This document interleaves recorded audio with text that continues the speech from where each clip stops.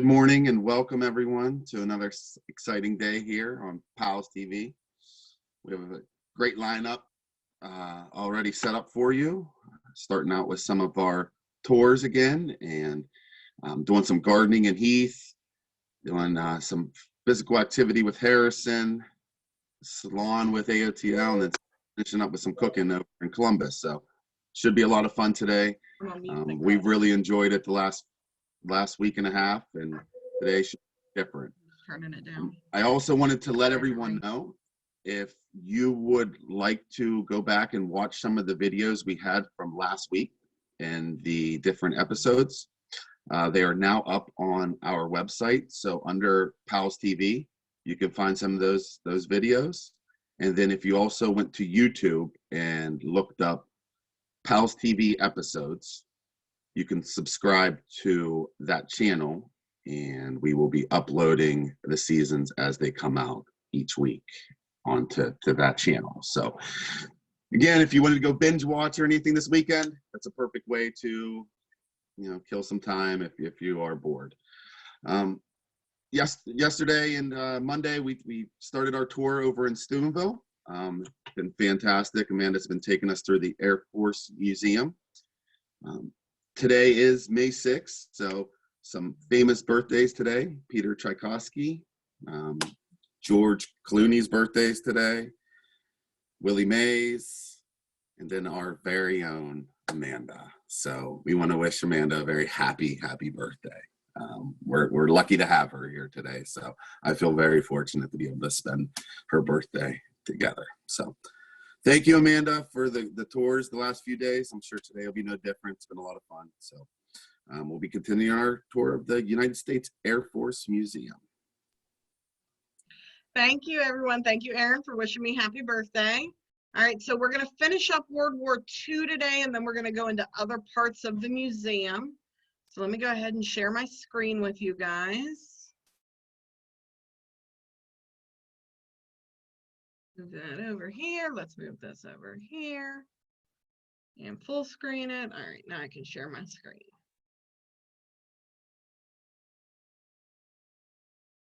All right, it should be up. If everyone can see it, go ahead and same as always, give me a thumbs up and let me know you see it.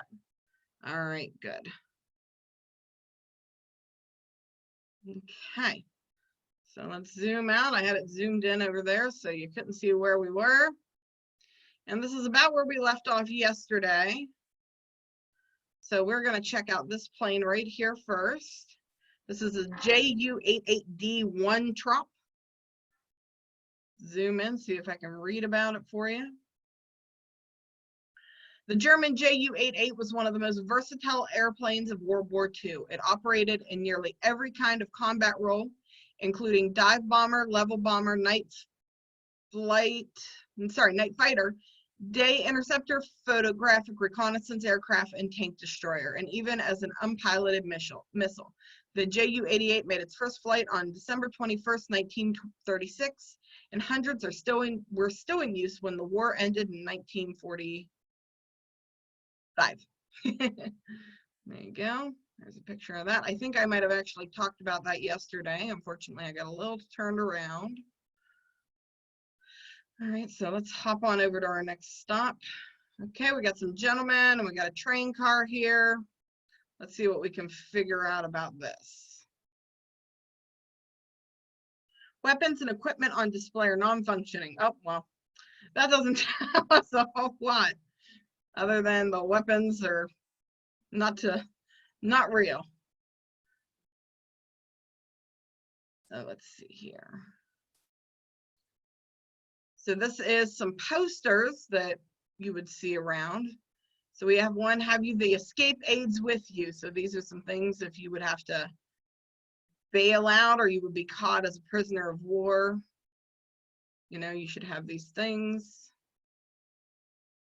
There's a little bit more about the Doolittle Raiders. Let's see. After bombing Japan on April 18, 1942, all but one of the 16 B-25 Doolittle Raid crews crashed or bailed out in China. The remaining crew landed in the USSR and they successfully escaped internment in 1943. Thanks to generous help of the Chinese people, 64 of the 75 crew members evaded capture. Pictured shortly after the raid, left to right, are Lieutenant Herb Macia, Lieutenant Jack Sims, Sergeant Jacob Ellerman, and Major John Hilger, alongside Chinese villagers who risked their lives to help them. So let's scoot up and we can see a picture of them. Miss X, the U.S. escape and evasion experts. The Miss X craftsmen modified common items found in POW aid packages to conceal hidden maps. There's a hidden map. Radios, saws, and compasses, and money, among other things. MISX also employed the help of several companies, which inserted material as part of the manufacturing process. To avoid compromising genuine aid societies, Ms. X sent these items to POWs in parcels and shipped under the cover of fictitious aid organizations. MISX aided several of the 737 U.S. military members who successfully escaped from German POW camps, POW means prisoner of war, during World War II. Perhaps more importantly, MISX maintained contact with U.S. POWs at 64 German camps, both giving and receiving useful and timely information from the so-called barbed wire front. At the end of the War Department disbanded MISX, and most of the material related to this highly secret organization was destroyed. So here's an X-ray photograph of radios concealed in cribbage boards. Cribbage is a game you play with some pegs, so you see the radios in there. Like I said, there's a map.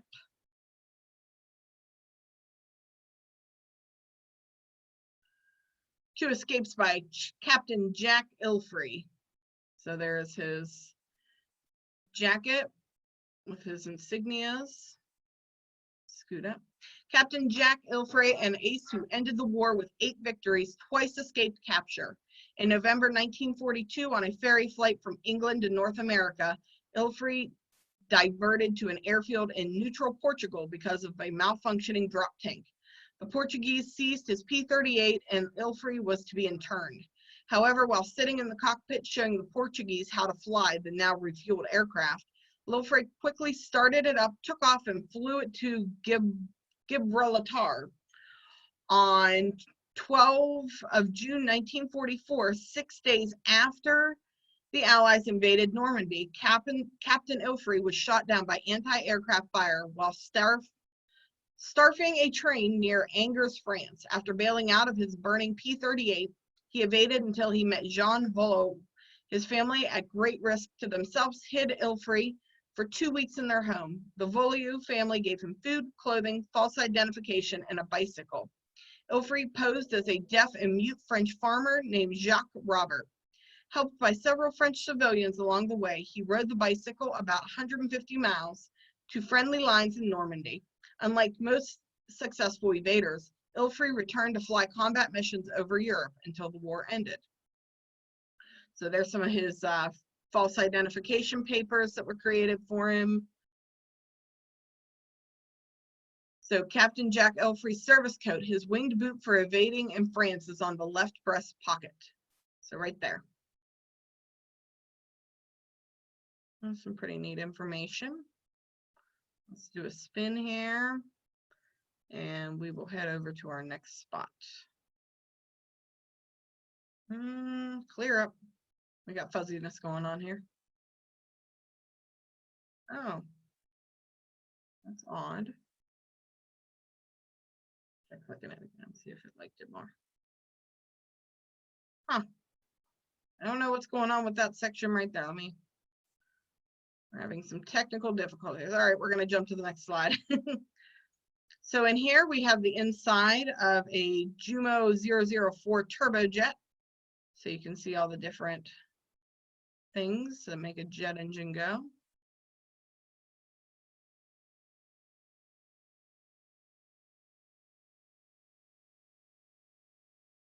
And unfortunately, it doesn't let me get close enough to read that, at least not clearly.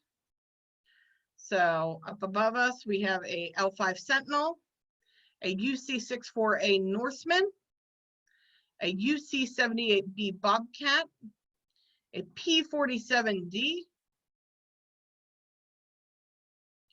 an FW 1909, which is this right here. And we have a placard we can read a little bit. The FW 190, one of Germany's best fighter airplanes of World War II, made its first flight on June 1st, 1939. It appeared in action over northwestern France in September 1941 and rapidly proved its superiority over the Mark V Spitfire, Britain's best fighter at the time. Most FW-190s were the A series, powered by a BMW radial engine. Late in 1943, however, the more capable D series appeared in action against the U.S. bombers, powered by the more powerful 2,240 HP Jumo 213 inline liquid-cooled engine. Because the larger engine lengthened its nose, a 20-inch section had to be added to the FW's 190 D9's fuselage just forward of the tail. During its lifetime, more than 20,000 of these were built. So there is that plane right there. And if you notice a little bit of a pattern as we keep going, as planes become, faster and can fly higher, they phase out the other ones. Let's go to our next. Kind of like think of it like our cars today. A car from 1996 looks way different than a car from 2020, right? All right, so let's check out over here. Let's see what we got. So we got some memorabilia here. I see some aviator glasses. I'm going to say that kind of tells you what the landscape looks like. Here's a C-46D Commando. And we have an A-20 Havoc. So let's see, it's going to tell us a little bit about the A-20. Flown by the Allies in the Pacific, the Middle East, North Africa, Europe, and Russia, the versatile A-20 went through many variants. The A-20G, which reached combat in 1943, was produced in larger numbers than any other model. By the time this production ended in September 1944, American factories had built 2,850 solid nose and A-20G models, attacking with forward-firing 50 caliber machine guns and bombs. The A-20G lived up to its name by creating havoc and destruction on a low-level strafing attacks, especially against the Japanese, shipping and airfields across the Southwest Pacific. In 1961, the Bankers Life and Casualty Company of Chicago donated this plane to the museum. It is painted to represent Little Joe of the 5th Air Force, 312th Bombardment Group, 389th Bombardment Squadron with 150 missions, originally trained to fly P-40s. So there is Little Joe. See up here. I'm going to assume it doesn't say on here this is how many bombs that this particular plane had dropped in its lifetime.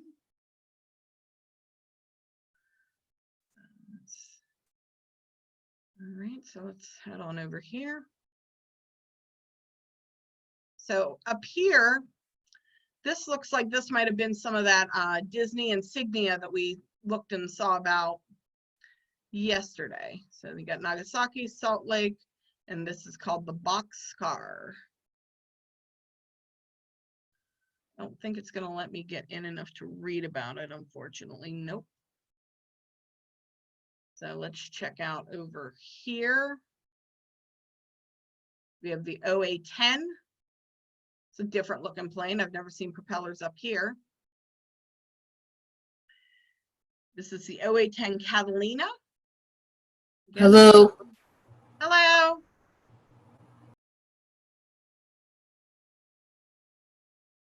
Okay, so let's scoot and see what do we got over here.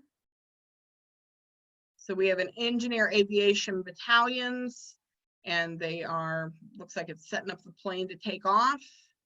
And this is the C-46D Commando. Hi. Hello.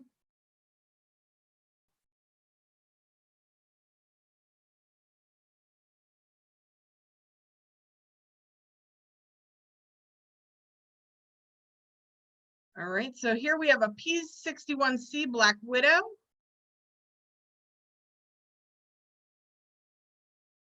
Oh, here's a little bit about the boxcar. The aircraft that ended World War II. Hello. Hello, Jessica.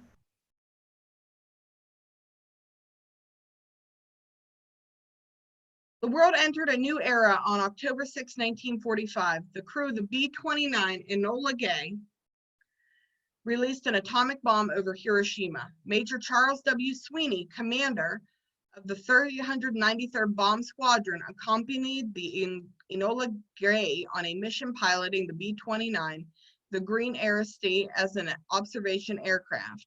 The devastation caused by the bomb brought no response to the demand for unconditional surrender, and conventional bombing raids continued. On August 9th, with Sweeney at the controls, B-29 boxcar took off before dawn from the island on Tinian with a second atomic bomb aboard. Only 2 bombs were available to eliminate the need to remove and install complex scientific equipment from the Great Aerostate. Sweeney and Captain Frederick C. Bach had exchanged aircrafts. Thus, Sweeney and his crew flew boxcar, while the Great Aerostate repeated its role as the observation aircraft, but with Bach and his crew aboard. The primary target of the city of Kura, but clouds obscured it, with fuel running low due to a fuel transfer problem. Sorry, I lost my thing. Sweeney proceeded to the secondary target, Nagasaki, a leading industrial center. There was enough fuel for only 1 bombing run, and a last-minute break in the clouds allowed the bombardier to bomb visually, as specified by the field order. When the bomb detonated at 11 a.m. Nagasaki time, it felt as though boxcar was being beaten with a telephone pole, said a crew member. With fuel critically low, Sweeney turned toward Okinawa, where he landed to refuel before returning. So that's this right here. Let's find that particular plane again.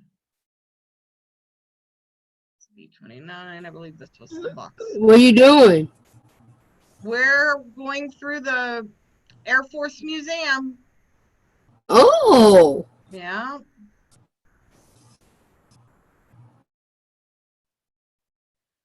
Okay, so let's keep going. So in here, we're going to be able to see some of the different uniforms. So we have the United States U.S. Air Force. You can see their uniform there. Over here, we have the Royal Air Force, Brazilian Air Force, and it says they entered the war on August 22nd, 1942. We have the German. We have the Royal Italian Air Force, the Japanese, and you can't really see too well, we have the Mexican Air Force right there. That's pretty cool. Yeah.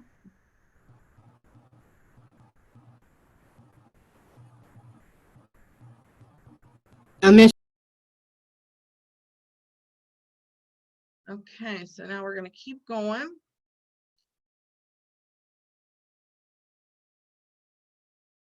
All right, so now we're going into a different hall. This is the Kettering Hall. So we finished up our time in World War II. So let's check out in here and see what we can find. So these are pictures here from the Vietnam War.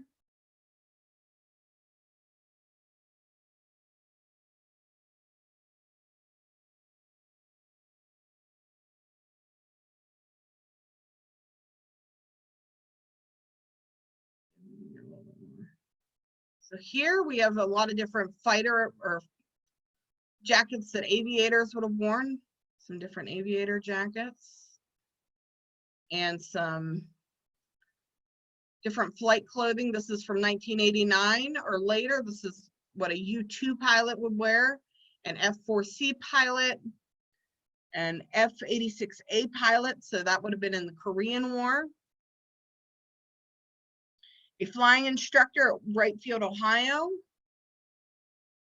And unfortunately, I cannot see these other ones, but I will zoom in on them so you have a little bit of a better view. So you can just see how it changed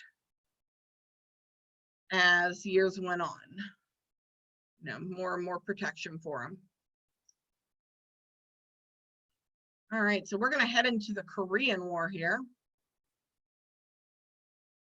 Up here, so into the Korean War we go. We have one C-124 Globemaster, but this has a bunch of different sections and we'll check all those out. But for right now, we are going to head to the Korean War, which is this way.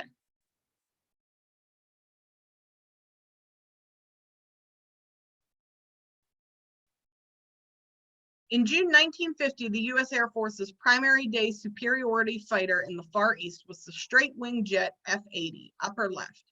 So that's this one here. The propeller-driven F-82, upper right, was the primary night fighter. The faster swept-wing F-86, so that's in the lower right, or lower left, I'm sorry, took over the day fighter role from the F-80s in late 1950, while the jet-powered F-49, so it's this one, replaced the F-82 in 1951. Oh, and look right here. When we get here, I actually have pictures inside the U.S. Air Force One, so we'll get to see that. But for right now, we are checking out the Korean War. Oops, didn't mean to click that. Okay, so let's keep going into the Korean War here. So here we have an MiG-15BIS. So that's this guy here. That looks pretty similar to what our fighter jets look like today. The Soviet Union developed the MiG-15 following World War II, and the fighter entered service in 1949. By 1952, Soviets provided the MiG-15 NATO code to a number of communist satellite nations, including North Korea in 1950. The Soviets began production of a more capable version, the MiG-15BIS, in 1950. It used a more powerful engine and hydraulically boosted ailerons during the Korean War. Both versions of the MiG-15 operated extensively against United Nations forces. There is the MiG. So that's pretty cool there. So let's keep going. Over here we have our jackets. Some more jackets that would have been more closer to the Korean War. Leading from the front, Colonel Davis, Joseph Davis Jr. He was a Thunderjet wing commander. He played exceptional leadership by personally leading successful close air support strikes and interdiction raids over North Korea. There you go, there's his plane.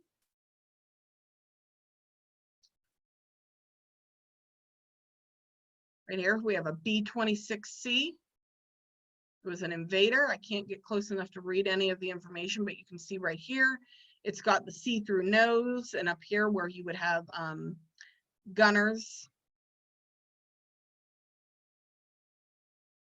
Okay, let's bounce ahead. So right here, we've got a bomb that they would have dropped. Tactical air control parties, they were the ones who would tell, you know, where planes were, you know, where they needed planes.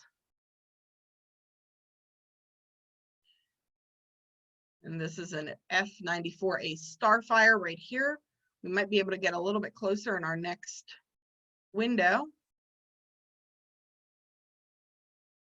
Oh, right here. If you look on the nose of the plane, what movie are those guys from? Raise your hand if you know. Caitlin, where's they from? Snow White, that's right.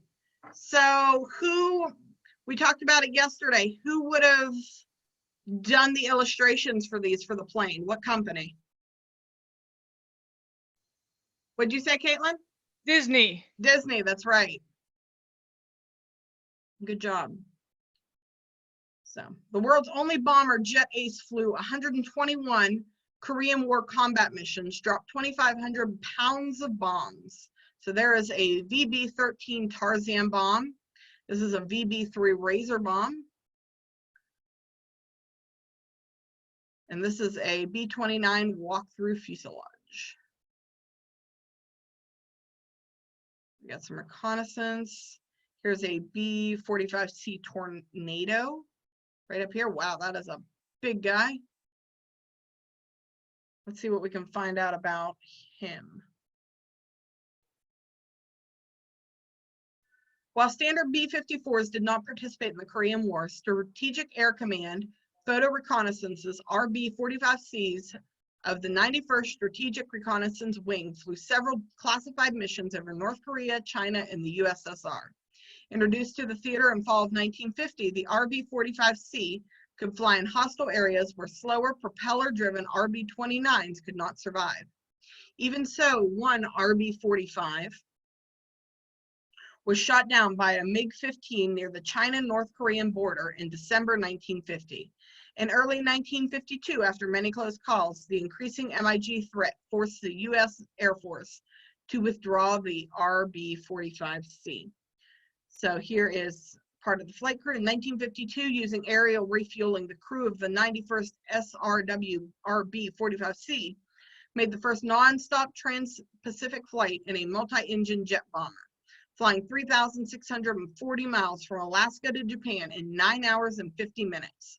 Major Louis Carrington Jr. Wright and his crew, Captain Wallace Yancey left, and Major Frederick Shook Center won the Mackey Trophy for the most meritorious fight of that year. In addition, the nose-mounted camera pictured here, the RB-45C could also carry as many as 11 more cameras in the fuselage. So look how big that camera is right there. That is a big camera. Can you imagine carrying that around to take pictures? We'll just take another spin around and we will go to our next area. All right, let's see, what do we got here? We have a lifeboat. So this is a plane that would have dropped a lifeboat for someone who needed it if they were in water. We have some flight suits, it looks like right here.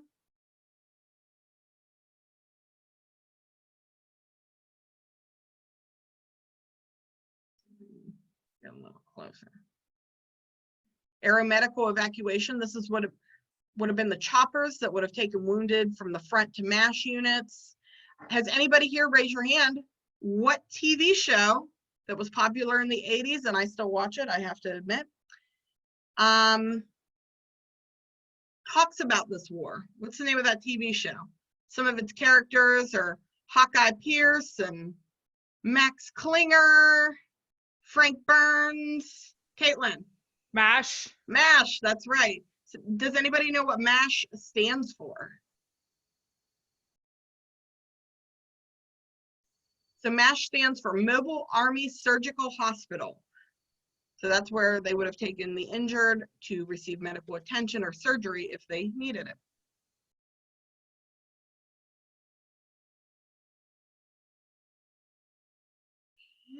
Let's see if we can zoom in here. Aeromedical evacuation. Speed saves life. The method of evacuating sick and wounded troops improved during the Korean War. Air transport of wounded was used in World War II, but in Korea, a larger proportion of patients were evacuated by air, increasing the expectation of survival.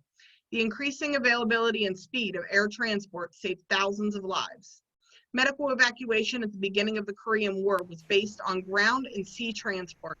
Upon arrival in August 1950, Brigadier General William H. Tunner directed his staff to study the possibility of air transport as a standard procedure for moving wounded and sick troops. The technique became known as aeromedical evacuation. By October 1959, combat cargo transports began returning injured personnel to Japan or airfields in South Korea, according to a centralized control plan. The Air Force's Military Air Transport Service, MAPS, assumed responsibility for airlifting patients from Japan back to the U.S. In flight, Air Force nurses and medical specialists cared for the sick and wounded. By the end of the 1950s, air transport became the standard for casualty movement. The U.S. Air Force aeromedical evacuation system, along with the use,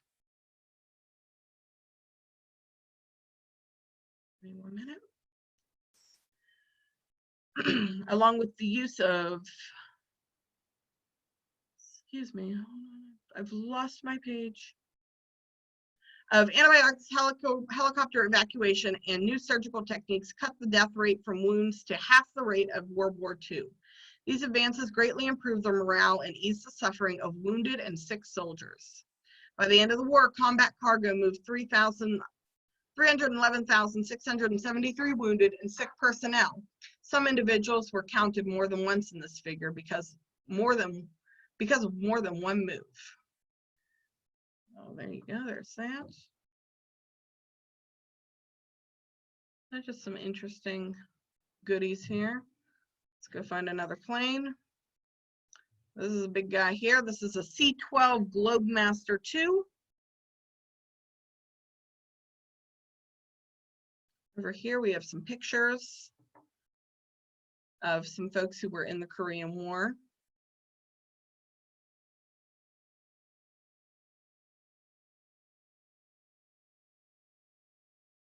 There are their tents. There's a squadron division with a plane right there. This would have been a camp.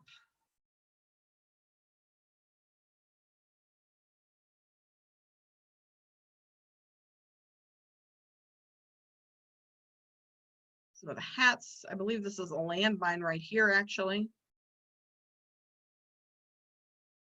And a jacket. That's some little stuff there. Spin. This is them signing a ceasefire order. Ceasefire at Panmunjom, that's where the ceasefire was signed. All right, so we are gonna scoot over. So now we're going to the Sea War, SEA War. This is a war I am actually not familiar with, so. And it is not telling me what this plane is right here, but I'm sure we will find out before it's all said and done with. So let's see what we can find out. So this right here is General Ronald Fogelman, Misty 86 and U.S. Air Force Chief of Staff. Before his military FAC tour, Captain Ronald Fogelman flew F-100 ground attack missions in South Vietnam. Between December 1968 and April 1969, he flew 80 Misty FAC missions, extending his combat tour. Fogelman is pretty cool. Fogelman went back to flying ground attack missions, including his latest tour in F-4s. Fogelman flew 315 combat missions and logged 806 combat hours. Now that is some of his regalia there. It's his shirt and his hat from the Vietnam War. Here's another. This is Lieutenant Colonel Dick Bouton and some of his regalia.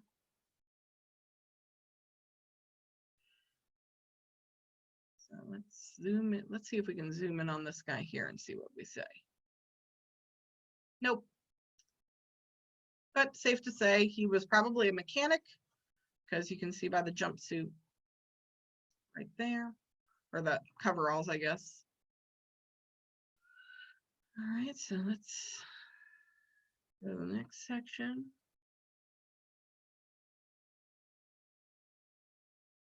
Got some more planes. Let's see, we got some guys here. So right here we have a DSHK 1938-46 heavy machine gun that they are operating. And if you look, it's pointing up to the sky. So I'm going to assume that machine gun was used to take down planes. Unfortunately, I cannot zoom in on enough on it to give you for sures. But we can infer from the pointing up that that's what it would have been used for.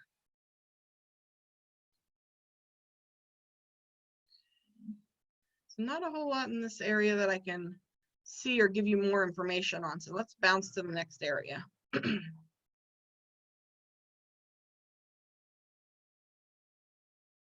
So right here we have a chopper. We got some folks getting down out of the chopper.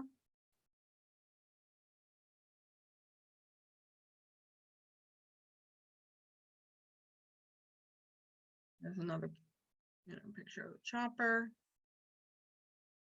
They're not as forthcoming with their information in this area, huh, guys? The other places I could click on the plane and find out what it was. Let's zoom in here and see what we can find out. The best hope for survival, combat search and rescue in Southeast Asia. During the war in Southeast Asia, the U.S. Air Force's air rescue improved dramatically. Beginning in 1962 with just 3 officers and 3 enlisted airmen at Tan Son, Nahat AB, South Vietnam, the mission grew into powerful teams with astounding capabilities for rescuing drowned aircraft deep in enemy territory. The Air Rescue Service, later the Aerospace Rescue and Recovery Service, first used Cayman HH-43 Husky helicopters, unofficially known as Pedro, from their radio call sign. They later added larger Sikorsky H-3 helicopters, nicknamed Jolly Green Giants, with greater range, and Grumman HU-16B Albatrosses, amphibians to rescue airmen who went down in the Gulf of Tonkin.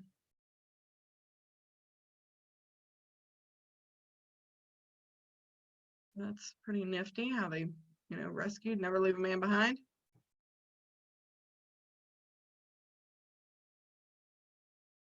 So over here, this is pretty cool. We got some flight helmets. So when you're way up high in the altitude, it's really hard to breathe. So this tube, these tubes here and this, that make sure that they get enough oxygen. Otherwise, you would pass out, to be quite honest.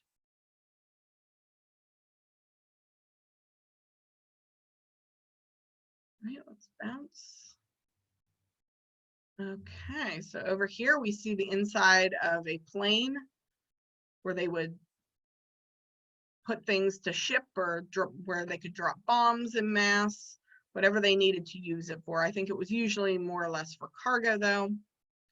Over here we have the Memphis Belle 2. Oh, we see a lady on the plane. That seems to be pretty common. So this is the F-105D Thunder Chief. So that is this plane right here. It's very similar to the jets we know and see today.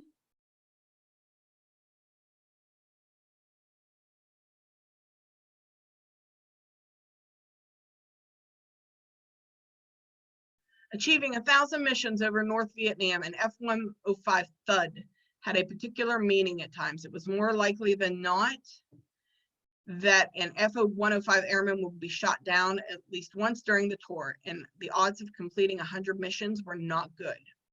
Though they were fighters, F-105 Thunder Chiefs were the primary bombers of the Rolling Thunder campaign. Thud pilots constantly flew bombing missions over very heavily defended targets. They often attacked these same targets several days in a row. Moreover, F-105 crews flew dangerous Wild Weasel anti-SAM missions. Thuds flew in the 355th Tactical Fighter Wing at Takili Royal Thai Air Force, and here are some of their jackets and their hats.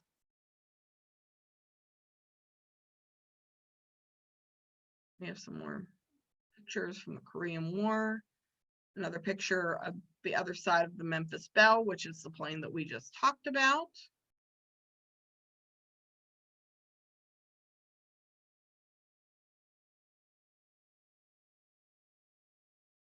We just got some more planes. here. So this is an EB-66 electronic plane.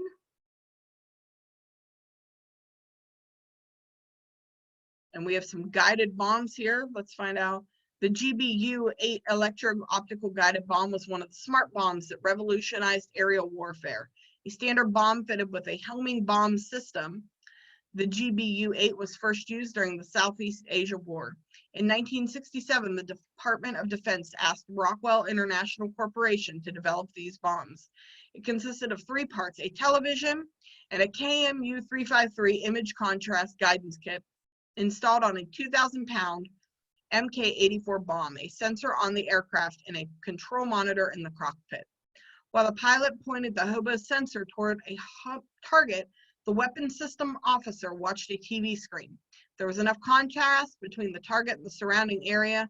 The WSO was locked in the bomb onto the target and released it. The electronic system on the bomb steered it to the target with the control surfaces of the fins. After successful combat evaluation of the Hobbs 1969, F-4 crews eventually dropped more than 7,000 of these in Southeast Asia. So there are 2 of those, and over here we have some bullpup bombs. And it was air-to-ground radio-guided missiles, so they worked a little bit differently.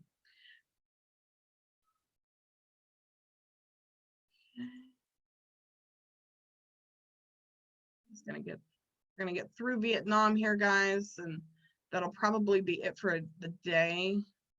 Like I said, so we just got some more planes. Like I said, it's not as forthcoming as what plane is what. So this is a Harvest Reaper Combat Lancer plane. That much I can see. Up here we've got another plane. So there we got some helicopters.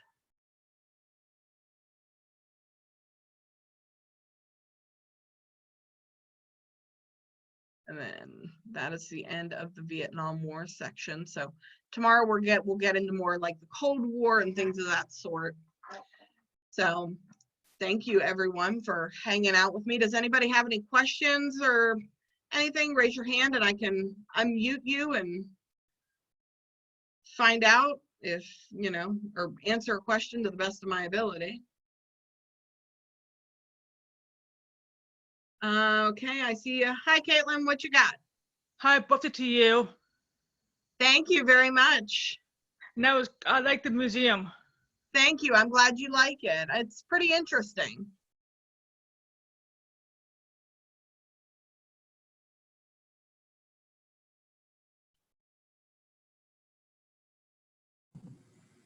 All right. Thank you, Amanda. You're welcome. I think these tours are fantastic. And again, I said at the beginning of the show, if you'd like to go back and watch some of the previous episodes, Amanda last week did a tour of the Smithsonian for us, which was fantastic. So you can go back and watch all 5 of those episodes. And they continue to be very good. So again, happy birthday, Amanda. Thank you for spending it here with us. Thank you very much. I love seeing some of the new faces on here. So it was great. Thanks, Crystal, for joining us. JP, I haven't seen you in a while. It's great to see your face. And we will be taking a short break here for about 15 minutes, and then we'll be coming back at 11 o'clock to join our friends over in Heath and doing some of our gardening segment again. So we will see you in a short time. Thanks again, Amanda. No problem. Bye, everyone.